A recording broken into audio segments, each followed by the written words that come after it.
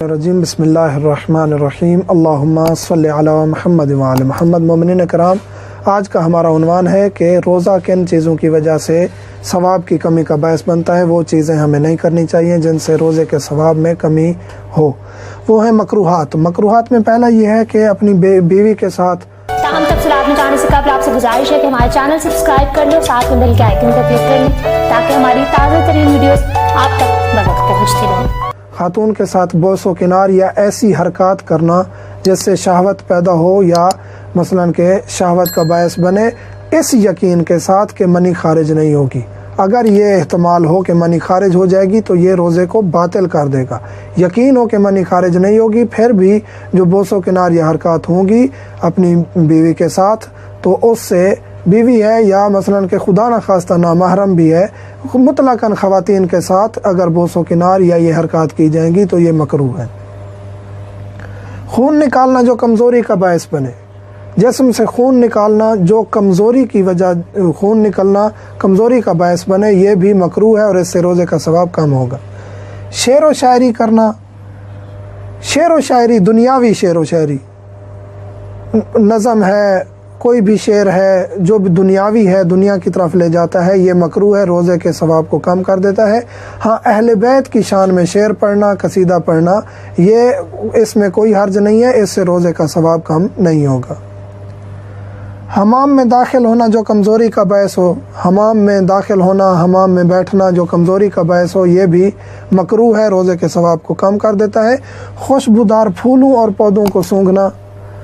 پھول ہیں، پودے ہیں، ایسی خوشبودار چیزیں ہیں جن کو سونگھنے سے روزے کا ثواب کم ہو جاتا ہے، یہ بھی نہیں کرنا چاہیے۔ گیلے کپڑے کو جسم پر رکھنا، گیلے کپڑے کو جسم پر رکھنا یا کپڑے جو پہنے ہوئے ہیں ان کو گیلا کر لینا، دونوں صورتوں میں روزے کے ثواب میں کمی ہوتی ہے۔ خواتین کا پانی میں بیٹھنا، خواتین پانی میں بیٹھیں گی تو ان سے بھی ان کا روزہ بھی مکروہ ہو جائے گا۔ مرد حضرات اگر پانی میں بیٹھے رہیں تو کوئی حرج نہیں ہے، خواتین پانی میں بیٹھیں گی، باتھنگ ٹب ہے، ٹیوب ویل ہے، جو بھی ہے، پانی میں بیٹھنے سے خواتین کا روزہ مکروہ ہو جاتا ہے۔ دانت نکلوانا یا کوئی بھی ایسا فعل کرنا جس سے منہ سے خون نکل آئے، یہ بھی روزے کے ثواب کو کم کر دیتا ہے۔ اگر وہ حلق تک پہنچ جائے تو خون اگر حلق میں چلا جائے تو یہ مبطل روزہ ہے، روزے کو باطل کر دیتا ہے، لیکن اگر خون نکل آیا، باہر نکال دیا، یہ روزے کے ثواب کو کم کر دیتا ہے۔ جان بوجھ کر کلیاں کرنا، منہ خشک ہو گیا ہے، کلیاں کیے جا رہا ہے بندہ، تو اس سے بھی روزے کے ثواب میں کمی ہوتی ہے۔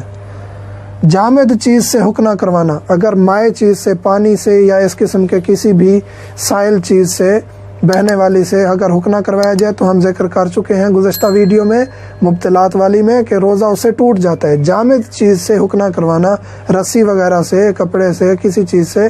تو یہ مکروہ ہے اور اس سے ثواب کمی ہوتی ہے، لیکن روزہ نہیں ٹوٹتا۔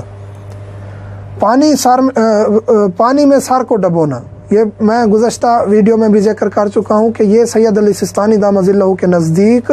مبطل روزہ نہیں ہے۔ باقی مراجع کے نزدیک سر اگر پانی میں ڈبو دیا جائے مکمل سر تو روزہ ٹوٹ جاتا ہے، لیکن سید علی سستانی دامت ظلہ کے نزدیک یہ مکروہ شدید ہے، روزے کا ثواب ختم ہو جائے گا، تو یہ ہمیں نہیں کرنا چاہیے۔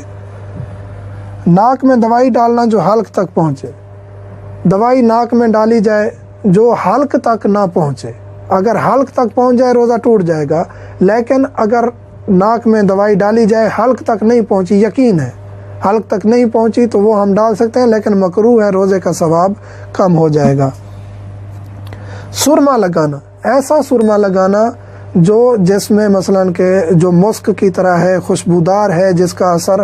حلق تک پہنچ گیا ہے، تو ایسا سرما لگانا بھی مکروہ ہے۔ ویسے عام سرما جس کا اثر حلق تک، جس کی خوشبو حلق تک نہیں پہنچتی،